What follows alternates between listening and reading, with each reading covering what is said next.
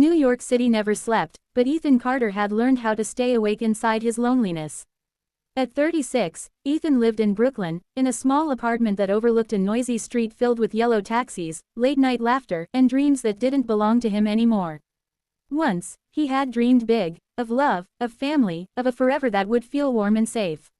Now, his life revolved around one small human being, his 8-year-old daughter, Lily.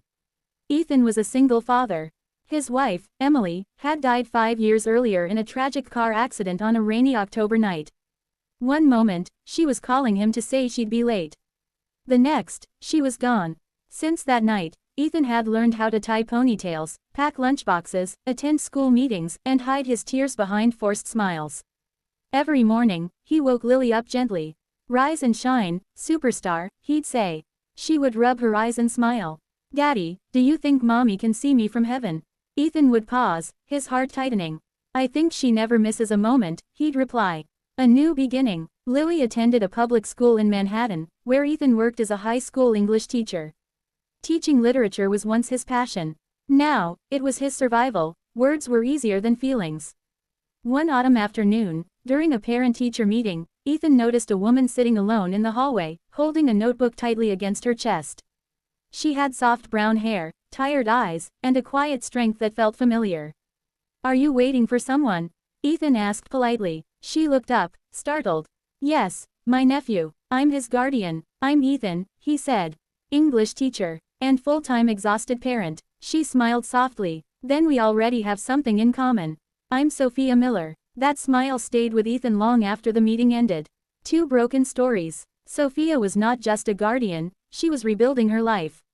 She had moved from Chicago to New York after a painful divorce. Her marriage had ended quietly. No screaming, no cheating, just two people who stopped choosing each other. She worked as a freelance graphic designer, often late at night, coffee by her side, doubts whispering in her mind. Ethan and Sophia began meeting by coincidence, school events, coffee shops near campus, even the park where Lily played. Lily liked Sophia instantly. "Daddy," she whispered one day, "she smiles like Mommy used to." That sentence terrified Ethan, and yet, it healed something inside him.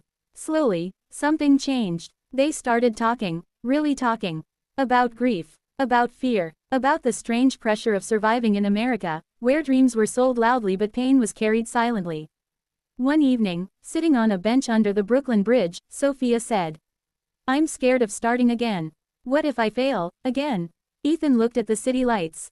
"What if you don't?" he said. "What if this time, you grow instead of break?" Their hands brushed. Neither pulled away. The storm. Just when life felt lighter, fear returned. Sophia received a job offer from San Francisco, a huge opportunity. Better pay, better future, she told Ethan on a cold December night. "I don't want to lose you," she said honestly. "But I can't lose myself again." Ethan struggled. He had built walls around his heart for years, and now someone was asking him to open them completely. "I can't move," he said quietly. "Lily needs stability." Sophia nodded, tears falling. "I understand." They hugged for a long time, knowing it might be goodbye. A child's wisdom. That night, Lily noticed Ethan's silence.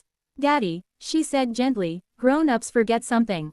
"What's that, sweetheart?" "That love is brave." Mommy was brave. Ethan broke down for the first time in years.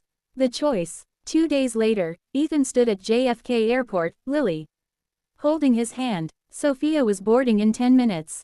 "I don't know how this works," Ethan said, breathless. "But I know I don't want a life without you in it."